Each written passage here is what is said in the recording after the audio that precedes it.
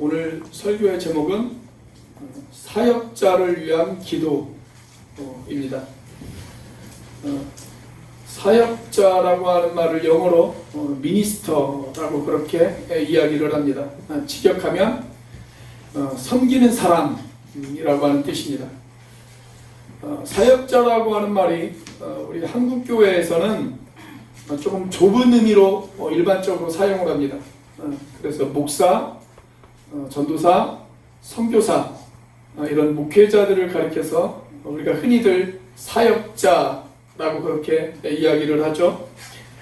그런데 좀 더 넓은 의미에서 보자면 복음을 위해서 일하는 모든 성도들, 그 성도들이 다 사역자라고 그렇게 이야기할 수가 있습니다. 여러분이 우리 교회 주보를 자세히 보셨는지 모르겠지만 우리 주보의 맨 앞면에 보면 사역자가 누구입니까? 모든 교인, 그렇게 되어져 있습니다. 모든 교인들이 사역자입니다. 그리고 저는 여러분들이 사역을 잘 할 수 있도록 돕는 사람입니다. 이게 우리 교회의 매우 중요한 목회 철학 가운데 하나다라고 그렇게 이야기할 수가 있습니다. 사실 목사의 존재 이유가 무엇이냐면 성도들을 사역자다운 사역자로 세워서 그들이 열심히 사역을 감당할 수 있도록 돕는 것, 그것이 목사의 역할이고 목사의 존재 이유라고 그렇게 이야기할 수가 있습니다. 우리가 올해 초에 살펴본 에베소서 4장 11절과 12절은 이런 우리 교회의 목회 철학에 대해서 아주 잘 설명해 주고 있는 목회 철학의 근거가 되어지는 그런 말씀이라고 이야기할 수가 있습니다. 자, 같이 한번 읽어보겠습니다. 시작. 그가 어떤 사람은 사도로, 어떤 사람은 선지자로, 어떤 사람은 복음 전하는 자로, 어떤 사람은 목사와 교사로 삼으셨으니 이는 성도를 온전하게 하여 봉사의 일을 하게 하며 그리스도의 몸을 세우려 하시니라. 자, 11절에 보면 초대교회 여러 지도자들의 직분이 소개가 되어지고 있습니다.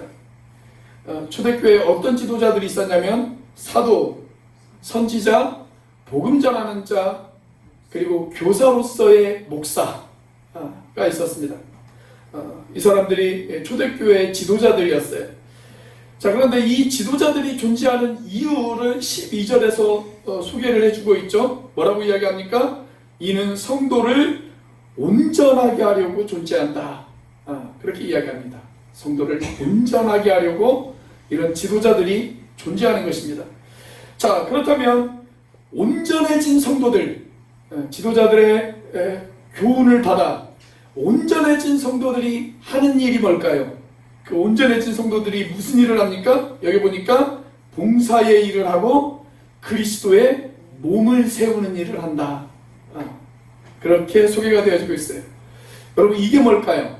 봉사의 일과 그리스도의 몸을 세우는 일, 이걸 두 글자로 뭐라고 이야기합니까? 사역이라고 이야기합니다. 이게 바로 사역이에요. 그래서 목사가 존재하는 이유, 목장 안에 목자가 존재하는 이유, 그것은 여러분들을 잘 양육해서 여러분들을 사역자로 만드는 일이 목사와 목자가 해야 하는 일입니다. 자, 본문에서 바울은 데살로니가 교회 교인들에게 사역자인 자신들을 위해서 기도해 달라고 요청하고 있는 내용이 오늘 본문에 소개가 되어지고 있습니다.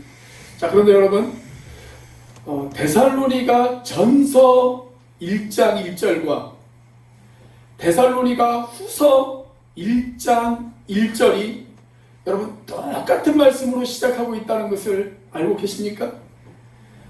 어떻게 시작하냐면 바울과 실루아노와 디모데는 이렇게 시작해요. 바울과 실루아노와 디모데는 이 세 사람이 함께 팀을 이루어서 AD 50년부터 53년 사이에 제2차 전도 여행을 떠납니다. 그렇게 해서 여러 지역을 돌아다니면서 여러 교회들을 개척하기 시작을 합니다. 그렇게 개척되어진 교회 가운데 하나가 데살로니가 교회였습니다. 바울은 아주 짧은 기간 동안 이 데살로니가에 머물러 있었습니다. 어떤 사람은 한 3주 정도 머물러 있었다 라고 이야기하는 학자들도 있고, 또 어떤 학자들은 아니다, 그것보다는 좀 더 길게 머물러 있었다, 아마 몇 달은 머물러 있었을 것이다 라고 그렇게 이야기하는 학자들도 있습니다. 아무튼 오래 있지는 않았어요. 아주 짧은 기간 동안 있었어요. 자, 그 후에 바울은 베레아와 아테네와 그런 여러 지역들을 거쳐서 이제 어디로 도착을 하냐면 고린도에 도착을 합니다. 자, 그 고린도에서 바울이 열심히 자신의 사역을 감당하고 있어요.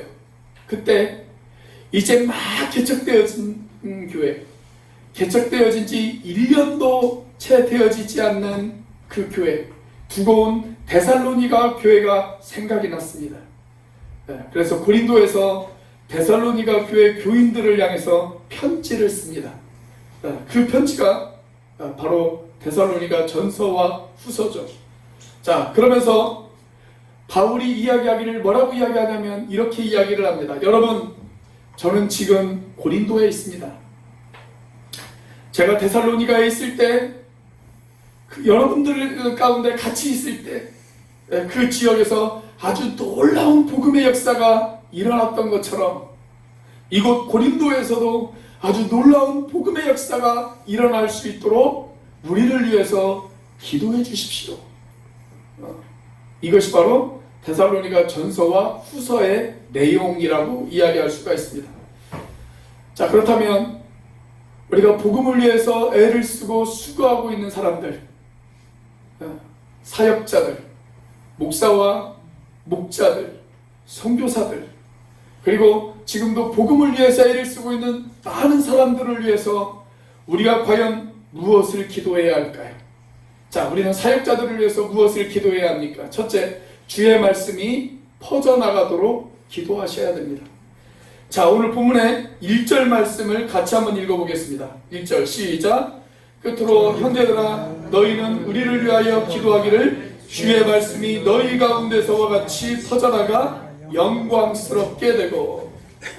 여기 바울이 뭐라고 이야기해요? 우리가 너희에게 복음을 전할 때 그 복음이 퍼져나갔던 것처럼 이곳에서도 동일한 역사가 일어날 수 있도록 기도해달라. 지금 그 이야기를 하고 있잖아요. 자, 그런데 옛날 개역 한글 성경으로 이 구절을 보면 참 재미있는 단어를 사용해서 표현을 해놓았어요. 이렇게 되어 있습니다. 주의 말씀이 너희 가운데서와 같이 다름질하여 영광스럽게 되고, 그렇게 되어져 있어요. 여러분, 말씀이 천천히 퍼져나가는 것이 아니라 신속하게 다름질하여 퍼져나가는 모습을 한번 상상을 해보십시오.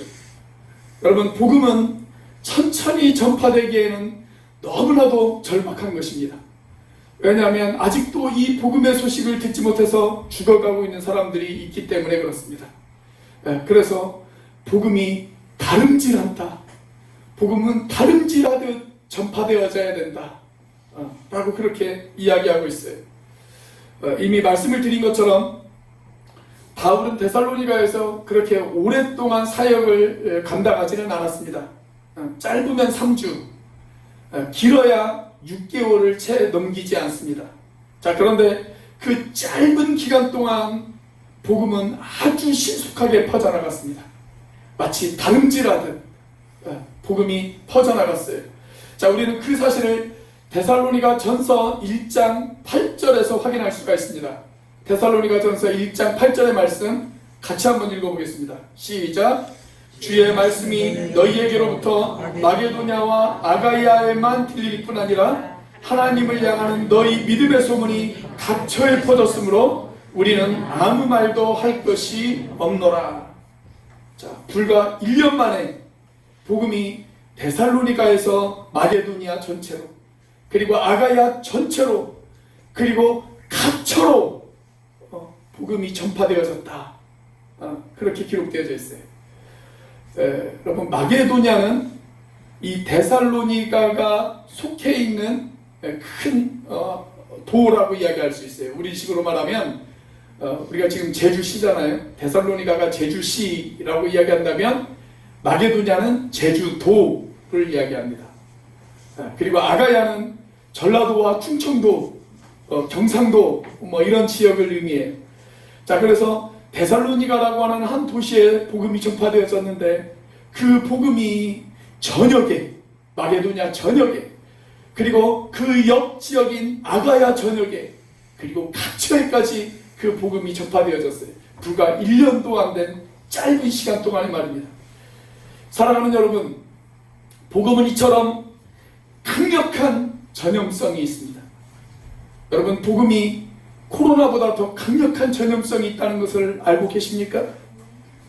우리가 사도행전 24장을 읽어보면 대제사장이 바울을 체포해서 그 당시 유대를 다스리고 있던 총독 벨릭스 앞으로 끌고 갑니다. 그리고 더둘로라고 하는 변호사를 세워서 바울의 죄목을 고발합니다. 바울을 법정에 세운 것이죠. 자, 그렇게 바울을 법정에 세우고 바울의 죄목을 쭉 나열하기 시작해요. 바울의 죄목이 뭐였을까요? 자, 바울의 죄를 고발하는 그 한 대목을 우리 같이 한번 읽어보도록 하겠습니다. 사도행전 24장 5절입니다. 시작. 우리가 보니 이 사람은 전염병 같은 자라. 천하에 흩어진 유대인을 다 소유하게 하는 자요 나사렛 이단의 우두머리라. 여기 아주 재미있는 표현이 등장을 하죠. 바울의 첫 번째 제목, 여러분, 여기 바울을 지금 어떤 사람이라고 소개를 하고 있어요? 전염병 같은 자다. 그렇게 이야기합니다. 전염병 같은 자다. 여러분, 지금 더둘로가 바울을 향해서 전염병 같은 자다라고 이야기하는 이 욕, 이 욕을 옛날 우리 어르신들도 많이 했다는 것 여러분 알고 계십니까? 제가 어릴 때만 해도 동네 어르신들이 이런 이야기를 많이 했어요. 이 옌병 같은 놈아. 옌병 같은 놈아.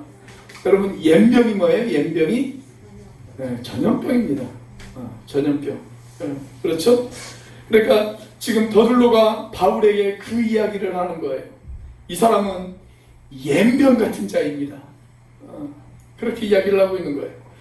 여러분, 전염병이 얼마나 빨리 그리고 얼마나 멀리 퍼져나가는지 우리가 지난 3년 동안 아주 뼈저리게 체험하지 않았습니까? 자, 그런데 바울이 그런 사람이라는 거예요. 바울이 가는 곳마다 복음이 전파되어집니다. 그가 가는 곳마다 사람들이 예수를 믿습니다.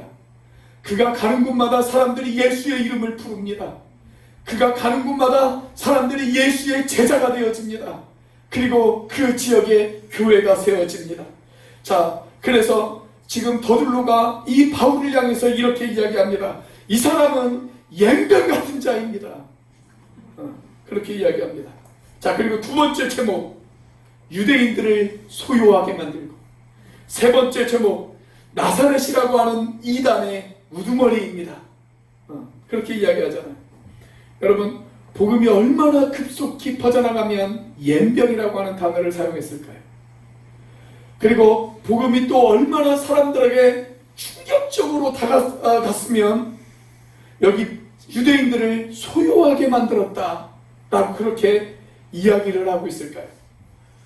사랑하는 여러분, 저는 저와 여러분이 이런 전염성 있는 인생이 되어지기를 주님의 이름으로 축원합니다. 사람들이 나를 바라보면서 야, 네가 믿는 예수님을 나도 믿고 싶다, 이렇게 전염성 있는 인생이 되어야지, 야, 예수 믿는 너보다 안 믿는 내가 더 나은 것 같다, 이런 이야기를 들으면 되겠습니까? 우리 좌우 앞뒤에 있는 분하고 같이 한번 인사를 해볼까요? 우리 전염성 있는 인생이 됩시다. 한번 인사해보세요. 전염성 있는 인생이 됩시다. 제가 차마 옌병 같은 사람이 됩시다, 그런 말은 못하겠어요. 여러분, 저는 우리 교회 모든 성도가 복음의 전염성 있는 사람이 되도록 서로가 서로를 위해서 기도해주는 저와 여러분들이 되시기를 주님의 이름으로 축원합니다. 자, 우리가 사역자들을 위해서 무엇을 기도해야 될까요? 두 번째로 악한 자에게서 지켜달라고 기도하셔야 합니다. 악한 자에게서 지켜달라고 기도하셔야 됩니다. 여러분, 우리가 복음을 전할 때 우리가 전하는 그 복음을 사람들이 듣고 모든 사람들이 다 좋아하며 우리를 환영해 줄까요? 그렇지 않습니다. 우리가 전하는 복음을 너무너무 싫어하는 자가 있습니다. 그게 누구일까요? 악한 자입니다. 악한 자. 악한 자인 마귀는 수단과 방법을 가리지 않고 저와 여러분들을 방해할 것입니다. 자, 그래서 우리가 이미 살펴본 에베소서 6장 11절 말씀을 보면 우리에게 이렇게 권면합니다. 마귀의 관계를 능히 대적하라. 그러기 위해서 성령의 전신갑주를 입으라. 그렇게 이야기를 하고 있어요. 자, 여기 등장하는 관계라고 하는 단어의 뜻이 무슨 뜻을 가지고 있냐면 모든 수단과 모든 방법을 이야기합니다. 그러니까 마귀는 그가 할 수 있는 모든 수단과 방법을 동원해서 사역자들을 방해합니다. 복음을 전하는 사람들을 방해합니다. 복음을 전하지 못하도록 방해할 것입니다. 그래서 바울은 오늘 본문의 2절에서 그 사역자들을 위해서 이런 기도의 제목을 내놓고 있지 않습니까? 자, 바울의 간절한 기도의 요청 같이 한번 읽어보겠습니다. 시작. 또한 우리를 부당하고 악한 사람들에게서 건지시옵소서 하라. 믿음은 모든 사람의 것이 아니니라. 자, 거기에서 끝나지 않아요. 이어지는 3절 말씀도 같이 한번 읽어보겠습니다. 시작. 주는 미쁘사 너희를 굳건하게 하시고 악한 자에게서 지키시리라. 여기 2절 말씀에 보면 악한 사람들이 등장합니다. 자, 그런데 3절에는 그 악한 사람들 배후에 악한 자가 있다 라고 그렇게 우리에게 가르쳐주고 있습니다. 지금 바울은 그 악한 자에게서 복음의 일꾼들을 지켜달라고 기도를 요청하고 있는 것입니다. 그렇습니다. 여러분, 우리가 주의 일을 하다 보면 우리를 지지해주는 사람들도 있어요. 우리를 응원해주는 사람들도 있습니다. 그렇지만 우리를 반대하는 악한 사람들도 있습니다. 그러나 우리는 그들 때문에 너무 흔들리지 말아야 됩니다. 그리고 그들을 너무 미워하지도 말아야 됩니다. 악한 사람들도 사실은 불쌍한 사람들이에요. 그들도 도구에 불과합니다. 누구의 도구일까요? 악한 자의 도구입니다. 악한 자의 도구. 여러분, 악한 사람들도 우리가 전해야 되는 복음을 들어야 되는 사람들이에요. 그래서 그 사람들을 너무 미워하지 마세요. 우리가 미워해야 될 대상은 악한 사람들이 아니에요. 우리가 미워해야 될 대상은 악한 자입니다. 악한 자. 마귀 사탄입니다. 여러분, 마귀 사탄은 수단과 방법을 가리지 않고 저와 여러분을 방해할 것입니다. 그렇기 때문에 사역자들을 위해서 기도해야 될 것, 복음을 위해서 애쓰고 수고하는 그 사람들을 위해서 기도해야 될 것, 그것은 뭐냐면 그 악한 자에게서 지켜달라고 여러분들이 기도하셔야 됩니다. 우리가 요즘 수요일마다 주님이 우리에게 가르쳐 주신 주기도문, 주의 기도를 우리가 강해해 나가고 있습니다. 이제 이 돌아오는 주면 마지막 시간인데요. 우리가 지지난주와 지난주 두 주에 걸쳐서 마태복음 6장 13절에 등장하는 주기도문 마지막 부분에 대해서 우리가 같이 한번 살펴본 적이 있습니다. 여러분, 주기도문 마지막 부분이 어떻게 시작이 되어집니까? 어떻게 기록되어져 있어요? 네, 주기도문을 벌써 다 잊어버리신 분들도 있는 것 같습니다. 자, 어떻게 시작이 되어지냐면 이렇게 시작이 되어지죠. 우리를 시험에 들게 하지 마시옵고 다만 악에서 구하시옵소서. 자, 그런데 원래 이 주기도문을 원문 그대로 번역하면 여기 등장하는 이 악이라고 하는 단어가 사실은 악한 자라고 하는 단어로 되어져 있습니다. 악한 자. 그래서 이렇게 우리가 이야기할 수가 있어요. 우리를 시험에 들게 하지 마시옵고 다만 악한 자에게서 구하시옵소서. 그렇게 되어 있습니다. 여러분, 마귀는 틀림없이 사역자들을 밀가부르듯 흔들려고 할 것입니다. 그래서 우리는 사역자들을 마귀로부터 지켜달라고 그렇게 기도하셔야 됩니다. 또 교회에서 여러 가지 모양으로 교회를 섬기고 봉사하고 수고하고 애를 쓰고 땀을 흘리시는 분들이라면 여러분, 마귀 사탄이 나를 흔들 수도 있다 라고 하는 경각심을 가지셔야 합니다. 그래서 긴장하셔야 합니다. 졸면 죽습니다. 긴장하셔야 됩니다. 사탄은 지금도 끊임없이 삼킬 자를 찾고 있기 때문에 그렇습니다. 자, 그래서 사도 베드로도 베드로전서 5장 8절에서 저와 여러분들에게 이런 권면을 하고 있지 않습니까? 자, 베드로전서 5장 8절의 말씀 같이 한번 읽어보겠습니다. 시작. 근신하라, 깨어라. 너희 대적 마귀가 우는 사자같이 두루다니며 삼킬 자를 찾나니. 이번 달 우리 교회 추천도서가 철로역정이죠. 제가 지난주에도 철로역정에 관련된 이야기를 했습니다만, 철로역정을 보시면 주인공 크리스천이 순례의 길을 떠나요. 그런데 한참 순례의 길을 떠나고 있는데 그 길에서 거꾸로 역주행하는 사람들을 만납니다. 순례의 길을 가다가 중간에 포기하고 다시 되돌아오는 역주행하는 사람들을 만나요. 그 역주행하는 사람들의 이름이 불신과 겁쟁이입니다. 겁쟁이와 불신, 이 두 사람을 만납니다. 자, 그럴 때 크리스천이 그 이 두 사람에게 묻습니다. 당신들은 왜 돌아오십니까? 순례의 길을 가다가 왜 되돌아오십니까? 그렇게 묻습니다. 그때 이 두 사람이 이런 대답을 해요. 말도 마세요. 당신이 이 길을 계속가면 거기에 우는 사자가 당신을 기다리고 있을 것입니다. 당신을 삼키기 위해서 지금 우는 사자가 저 앞에서 기다리고 있습니다. 그렇게 이야기를 합니다. 그 사자가 삼킬 자를 찾고 있다고. 그래서 우리가 되돌아왔다고. 그렇게 이야기를 해요. 이런 재밌는 이야기가 있어요. 아프리카에서 선교하던 선교사님 한 분이 정글을 헤치고 나가고 있었어요. 한참 가고 있는데 갑자기 자기 앞에 사자 한 마리가 딱 나타나더래요. 너무 겁이 난 나머지 이 선교사님이 얼떨결에 기도한다는 것이 하나님 앞에 이런 기도를 드렸습니다. 하나님, 저를 불쌍히 여겨주셔서 저 사자가 예수 믿게 해주세요. 그렇게 기도를 드렸어요. 한참 기도를 하는데 주변이 조용해요. 그래서 살며시 눈을 떠가지고 앞을 보니까 이게 웬일입니까?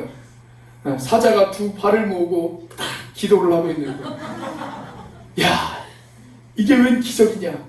하나님이 내 기도를 들어주셨구나 라고 생각을 하고 있는데 사자의 기도 소리가 들리기 시작합니다. 사자가 이렇게 기도했다는 거예요. 하나님, 오늘 또 일용할 양식을 주셔서 감사합니다. 여러분, 사자는 지금도 삼킬 자를 찾고 있습니다. 사랑하는 여러분, 목사와 목자를 위해서 기도할 때, 또 교회에서 수고하고 애쓰는 많은 사역자들을 위해서 기도할 때, 그리고 특별히 오늘 선교주일인데 지금도 이 복음을 위해서 해외에서 고생하고 있는 그 선교사님들을 위해 기도할 때, 여러분, 우리가 무엇을 기도해야 될까요? 하나님, 마귀 사탄이 그들을 삼키지 않도록 도와주세요. 그것을 위해서 기도하셔야 됩니다. 여러분의 사탄의 1차 공격 목표가 누구인지 아세요? 사역자들입니다. 왜냐하면 사역자들을 흔들어 놓으면 교회 전체가 흔들리기 때문에 그렇습니다. 그래서 미쁘신 우리 주님께서 그 사역자들을 지켜달라고, 마귀가 그 사역자들을 삼키지 못하도록 하나님께서 그들을 보호해 주시고 지켜달라고 그렇게 기도하셔야 됩니다. 그래서 여러분, 목사를 위해서, 목자들을 위해서, 선교사들을 위해서 마귀 사탄이 그들을 삼키지 못하도록 기도하시는 저와 여러분들이 되시기를 주님의 이름으로 축원합니다. 자, 사역자들을 위해서 우리가 무엇을 기도해야 될까요? 마지막 세 번째로 사랑과 인내로 채워지도록 기도하셔야 됩니다. 평생 신실하게 사역했던 목사님에게 찾아가서 당신이 그렇게 평생 동안 아름답게 사역할 수 있었던 그 비결, 나도 당신과 같은 그런 아름다운 사역의 열매를 맺기 위해서 내가 가져야 되는 마음가짐이 있다면 무엇입니까? 라고 그렇게 질문을 던진다면 아마 틀림없이 대부분은 두 가지를 이야기할 것입니다. 하나는 사랑이고 하나는 인내입니다. 사랑과 인내. 사역자가 자기가 사역해야 되는 그 사역의 대상자들을 사랑하지 않는다면 여러분, 그 사역자는 사역자로서의 자격이 없습니다. 자, 그리고 사역자가 그 사역의 대상을 바라보면서 오랫동안 참고 인내하지 못한다면 결코 사역의 열매를 기대할 수가 없습니다. 그래서 아름다운 열매를 기대하는 사역자라면 반드시 사랑과 인내가 그 마음 가운데 있어야 됩니다. 그래서 사역자들은 내 마음에 사랑이 있게 해달라고, 그리고 내 마음에 인내가 있게 해달라고 기도할 줄 알아야 됩니다.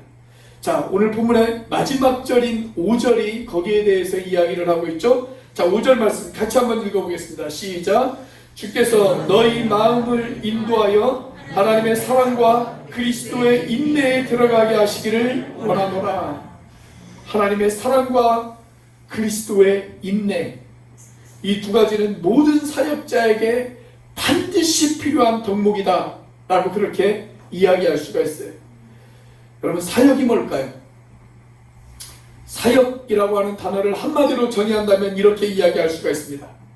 하나님의 사랑을 경험한 자가 그 사랑을 나누어 주는 것, 그게 사역이에요. 그게 사역. 그렇다면 사역자가 반드시 가져야 되는 게 뭐예요? 사랑이죠. 하나님의 사랑을 받아야 되고 그 사랑을 나누어 줄 수 있는 사랑이 있어야 됩니다. 자, 그리고 그 사역이 열매 맺기를 기대한다면 무엇보다도 필요한 것, 그것이 바로 인내예요. 인내. 그리스도의 인내가 필요해요. 우리가 히브리서 12장 2절과 3절 말씀을 보면 이런 말씀이 있어요. 자, 같이 한번 읽어보겠습니다. 시작.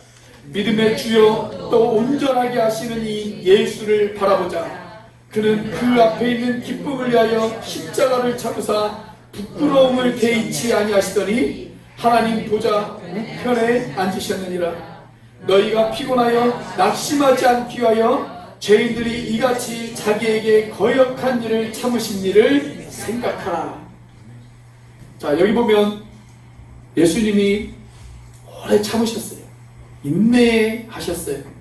자, 예수님께서 무엇을 참으셨습니까? 두 가지를 참으셨습니다. 하나는 십자가를 참으셨습니다. 그리고 다른 하나를 자기를 거역하는 일들을 참으셨습니다. 사람들이 자기를 거역해서 하는 많은 일들, 그 일들을 참으셨다라고 그렇게 기록되어져 있어요. 여러분, 예수님의 이런 참으심, 예수님의 이 인내, 이 그리스도의 인내가 사역자들 가운데 함께하도록 기도해달라는 것입니다. 기도해달라. 그래야 우리의 사역이 열매를 맺을 수가 있기 때문에 그렇습니다.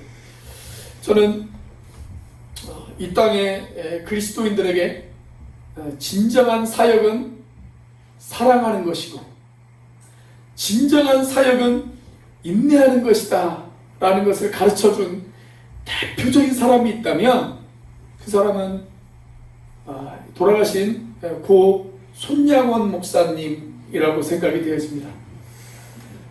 이분의 별명이 사랑의 원자폭탄이죠. 사랑의 원자폭탄. 이분이 우리 제주 4.3 사건과 아주 깊은 관련이 있는 여수 순천 반란 사건 때 자기의 두 아들이 죽었어요. 그때 공산당 청년이었던 안재선이라고 하는 청년이 두 아들을 죽이죠. 두 아들을 죽여요. 아주 이 목사님의 자랑이었던 그 두 아들을 죽입니다. 그런데 이 손양원 목사님이 그 두 아들을 죽인 안재선을 용서합니다. 용서했을 뿐만이 아니라 그 안재선을 자기의 양아들로 삼겠다라고 가족들에게 이야기를 하죠. 그때 이 손양원 목사님의 딸이었던 동희, 손동희 권사님, 올해 한국 나이로 거의 한 90살 정도 되셨는데 지금도 살아계세요. 지금도 살아계십니다. 이 손양원 목사님의 딸이었던 손동희 씨가 그때 아버지에게 아주 강력하게 반발을 했다고 합니다. 아버지, 용서를 했으면 됐지 굳이 가족으로까지 삼아야 될 일이 뭐가 있겠느냐.